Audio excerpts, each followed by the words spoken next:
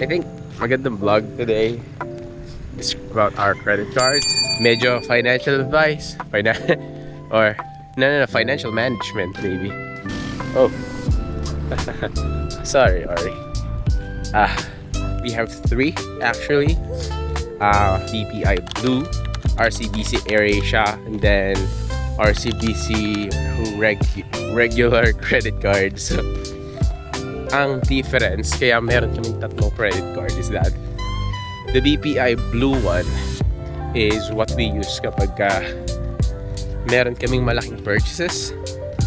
Like, kunyari may naisip lang kami i-business ng asawa ko, or meron kaming biglang ang hospital bills. So, lahat yun dumadaan sa BPI namin rewards card na Blue. The main reason why is because yung BPI credit card namin is yung may pinakamababang interest rate sa lahat. So, I'm probably getting 0.39 to 0.69%. So, kapag kailangan ko yung payments talaga is staggered, super helpful ng mababang interest rate yun, guys. That's why. For small purchases naman, like groceries na ginagawa namin on a daily basis, nakita nyo din sa vlog, yun ay dumadaan sa aming AirAsia credit card. So, ang main reason why is para lang mahiwalay namin yung mga big purchases namin at saka mga small purchases. Tapos nakikita namin sila sa statement para ma-budget namin on a monthly basis. Mga ganun. Last one would be the RCBC Blue card.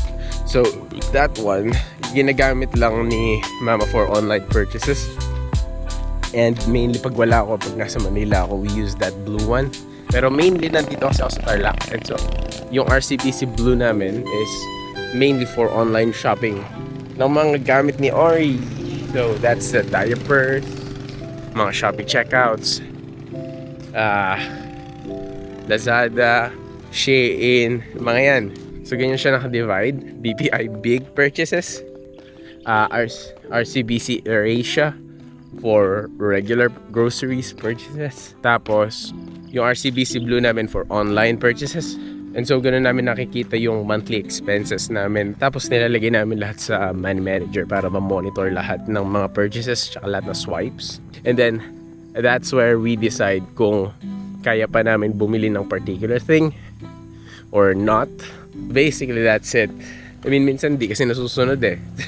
Marami nangyayari minsan. So, basta nakikita namin lahat ng sinaswipe namin, that's the important thing. Kung may luho kami bibilin, check namin kung kasya pa. What else?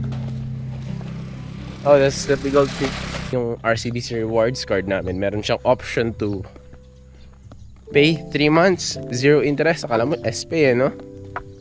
So may ganun siya. It's very convenient pagka may biglaan kaming malaking purchase ng mga Christmas groceries, ganyan. Very recently, ganun yung ginawa namin. Kasi sobrang daming gastos, guys. Yung grocery, dumaan lahat sa RCBC AirAsia. Tapos, 3 months. So that's how we basically budgeted. And yeah, hopefully, you learned something. 3 credit cards. What's yours, guys?